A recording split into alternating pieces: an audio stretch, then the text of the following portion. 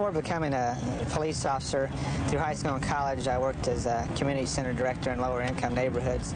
I'm able to relate and get along with the people a lot better, having prior experience with dealing with this type of environment, and I feel it's made me more effective as a police officer, being able to relate to these people, understand what their culture is about, and just understanding them as a human being and giving them respect, whereupon they give me respect in return and assist me in performing my job. Special cars, copters, following a vehicle. Got the copter on a vehicle. Guys bailed out of a possible stolen car. He's following the car right now that they got into. Okay, now they're going to come back towards 30th Street again. They're heading southbound, one of these little side streets there. And light yellow for us in the alley. We got that. Copter Right now they're hiding under a tree from us. advised they bailed out of the second car. And they're hiding right now, they believe, under a tree.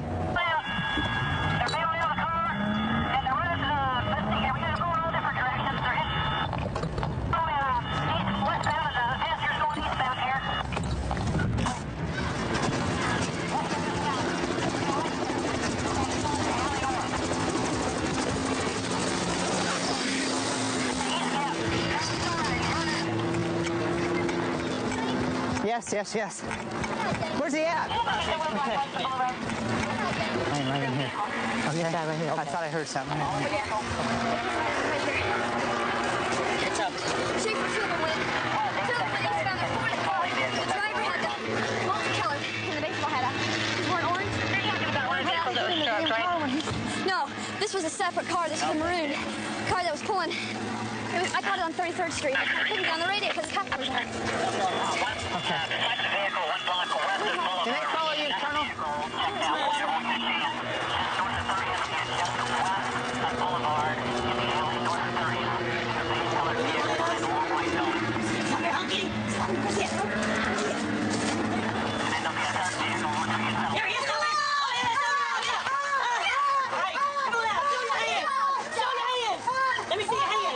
Which one took control?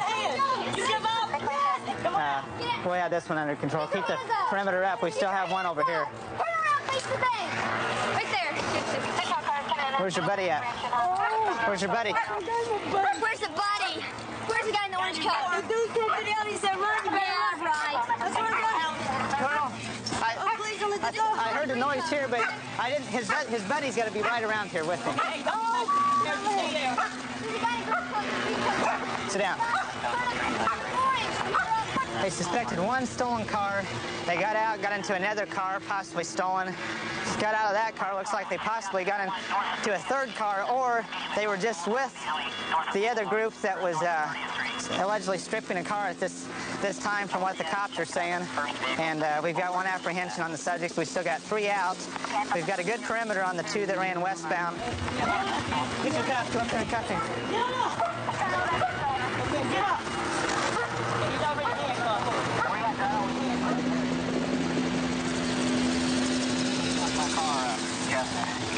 Okay, it's cracked. Those keys again. That's a fake key. As you can see, the ignition is in the off position. They punched the column on the other side, started it with a screwdriver, but they stuck a key in it, so if the police pull up to the side of them, hopefully they think the police will think the car's not stolen because they see the key. However, if you're a good police officer, you'll see that it's not cranked forward, the ignition, which would give us a hint that the car was stolen. It went up the alley just west of 31st and Graceland northbound, and then they bailed out mid-alley. 4 of them jumped out. The vehicle continued northbound and hit a fence. We took off on foot, running westbound after 2 of them. The subject in the orange hat and the black and orange jacket was the driver. And the subject in the green Michigan jacket was the backseat passenger. This car that you had pursued, it's stolen. It's punched, no keys in it, and the owner's signing a verification right now.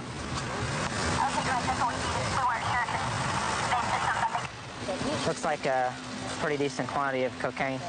So not only we got a stolen car, he fled in a vehicle, which is a felony to flee in a vehicle, and jumped out of the vehicle while it was running. And also he had narcotics besides the vehicle being stolen. You got four stolen cars, and then the other car was stopped over there behind the van, the white Oldsmobile. Then the van had 6 guys in it. Roger got 2 guns out of it. Then we had an abandoned car that they tried to get into and steal the radios out of it. It was all in one thing. Plus, then finding narcotics in the car. So you're going to put Roger's guys down as suspects on this stuff, do you think? Or I think they're linked to it? Be identified with it. I think they're just stuck with the guns. Okay. These are the guns that were taken out of the van. A very old Colt 38 Special.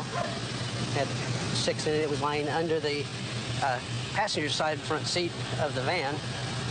I'm correct, it was on the driver's side. The Beretta 9mm was under the passenger's side seat. I figure if they're into stealing cars like they are, they were a cover car. There's too many cars for this. There had to be somebody that was going to load the stuff up. So hopefully their information will match up on the prints, maybe. Hopefully. Just keep hoping. I always use my tour duty as if I was playing baseball. There's a lot of people on the field and take a lot of people to win a game. You can play different positions. Each position is an important position. If you're the catcher, you got to know what the pitcher's going to do. And if you're the first baseman, you got to know where the guy is on second. If you're second, you got to know who's on first and third. If you're in the center field, you got to know who's running. You got to know who's going to score the next run. So life is the same way. You got to realize where you are and how you're going to get there. Everybody get a chance to bat, and when this is your turn, do the best you can. You might get a walk, or you might get a homer. You might even get a grand slam. You even might strike out. At least you get to play the game. And everybody get that chance to do it. Everybody get a chance to play the baseball game. 1490, 1433, on 33 Adam. Right now we go stepping it up because the officers are calling for help now. I guess the subject that they're trying to detain is fighting now, so we're gonna see what's going on.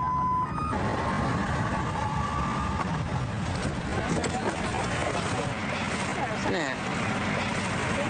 I bet I get some gloves. I bet I still ain't gonna get no. Yeah, we got it. Nah, me and my lady got into it. Sit down here. Sit down. This is dripping pretty bad, G. Like I said, I don't want to. You tell them to take them. But they're going to take me there. They can take me to jail. Don't put your coat on. Don't wrap that up. It's my fault. Put your coat down. Let them do this. Come on. No, come on. Coat down. Give me the jail. Tell them to go. Trapping the kids in the car. They're going to be getting all upset. I'm going to jail, guys. Let me take care of you, man. I'm going to take you, man. Take you to jail. I'm trying to take you. Let them see your arms. Patrick. Hold up, Patrick. Patrick, I handcuffed you. Hold up. Patrick, I handcuffed you. Hold on, okay? Okay, come on, Patrick, now. I did not call for your help. Now. Let's see your arm, man. You ain't got to see my arm. Let's see your arm, man. I go to hospital when you get ready to go to hospital. Let's just put a bandage on it, so when you do get ready to go. To help stop from bleeding. Try and look at it. Don't touch the blood around.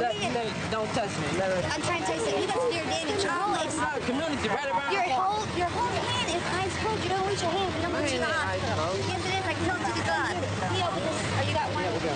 You really need to go now, Pat. You got to go to the hospital to get some help. 20 minutes to help. Put a bandage on it, so when you lose your hand. If you want to take me there, you take me there. Let me do what I want to do. Let me do what I want to do. I'm going to go to the hospital. Okay, good. You can't tell me I got to go right now. We'd like you to go, Patrick. We want your hand to be okay.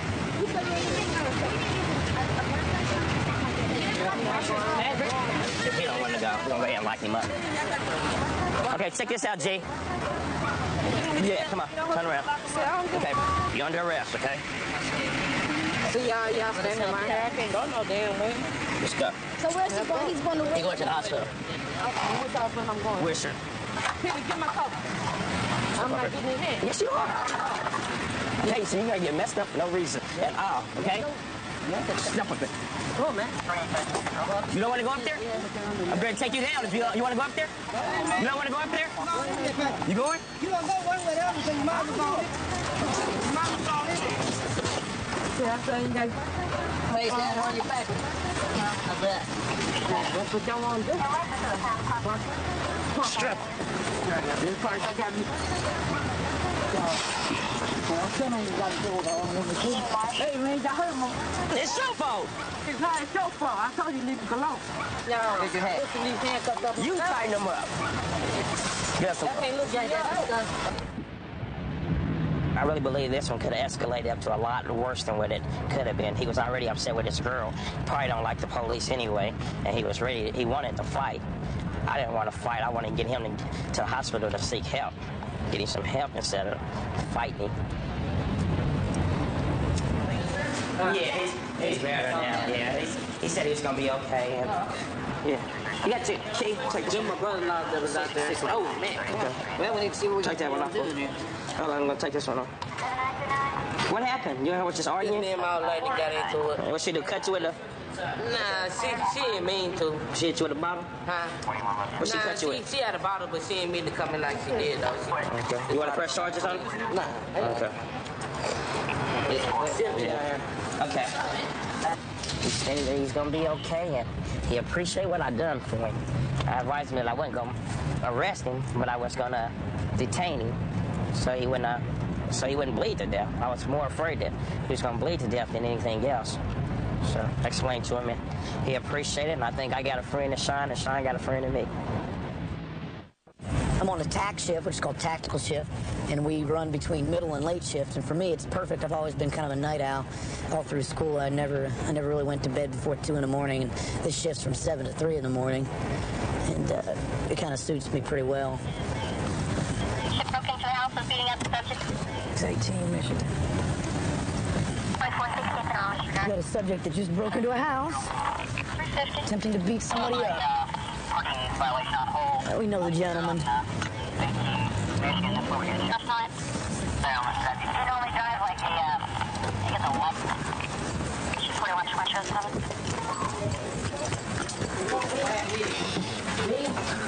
Step back. What's going on? Sit down. Have a seat. Sit down. Sit down. Don't move. Sit down on the ground. So we got somebody down up in front. Back up. Keep an eye on him here. Sit tight. Just sit tight. The door's open. 425 control.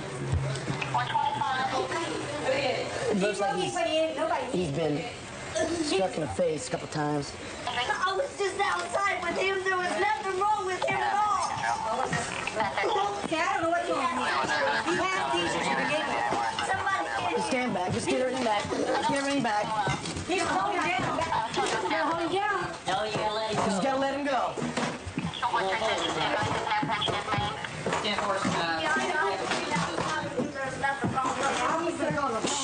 What are you saying happened here? He's out there disconnecting the cable and everything, and he ain't supposed to be around Is here. he supposed to live in here? No. Okay. Where'd he come in through? Side door. I was Okay. gone. And then what happened? He come in the door right here and started grabbing on him. Grabbing on who? Him? The guy over there with the broken leg. And then who did what? How did he get this? How did he get all this injury on his face? How did he get cut? Grabbing on me and stuff. So What'd you do to him? Where'd you cut him with? What'd you cut him with? I didn't cut him with nothing. How are you involved in this? He's my uncle. I went outside with him just a few minutes ago. There wasn't nothing wrong with him at all. He wasn't bleeding or nothing. Have you been huffing tonight? No. I don't know. Who's in here that's been sniffing the glue? It's not me. Police have been called. Him? You can give me a cop. Have you been huffing? Who's been huffing? Him? Why does it smell like glue in here? It smells like airplane glue all in here. I'm getting a buzz right now in here. No kidding. His whole family does this. I think he got hit with something. He didn't get shot or stabbed. He may have been slushed or something, but basically this guy, they're saying that he came in through the side door, and this gentleman right here is supposedly defending himself and defending a variety of people in the building, and he struck him with his fist. He's still not sure what he struck him with. He's so huffed out. He's been smoking so much glue, and he's having seizures and everything. Exactly. Probably what we're just going to need. I just wonder what's going on. Well, he's outside disconnecting the cable box and everything, the cable wires and stuff. Why is he doing that? He's been doing that for the last 3 days. How did he get punched? How did he get all bloody? Because you all got. He jumped on me, so I jumped back on him. Okay, what'd you hit him with? I didn't even know. And he's gonna go to the hospital in stable condition, but he's breathing. Yeah, slip by the door and get in. We're going to get by probably. It's high, too. Manufactured tally wall downstairs. That's what we're smelling out here. They're making it? Yeah. Hey, this is the house they do. You have tons of them sitting out there in the garage. Yeah. Can we go back there? You want to sit here with them? And go back in there and just see if we can see it? See, I don't see why I can go to Joe with this here with this problem. Where's stuff downstairs? Yeah, I pulled one of the jugs from over here. There's another one right there. Okay. It's right here. There's another can, nice gallon can of toluene. This is basically glue type of varnish and everything like this, a paint solvent, right? And they'll sniff this. What they'll do is they'll put it in a rag and just huff it and puff it. So it blows your house down, so to speak. And a lot of times what they'll do is they'll also take paint, typical paint, white, doesn't matter, and they'll put their face around it. And it's a pretty common indicator is a big white ring all around their mouth. She's probably tallywagged out.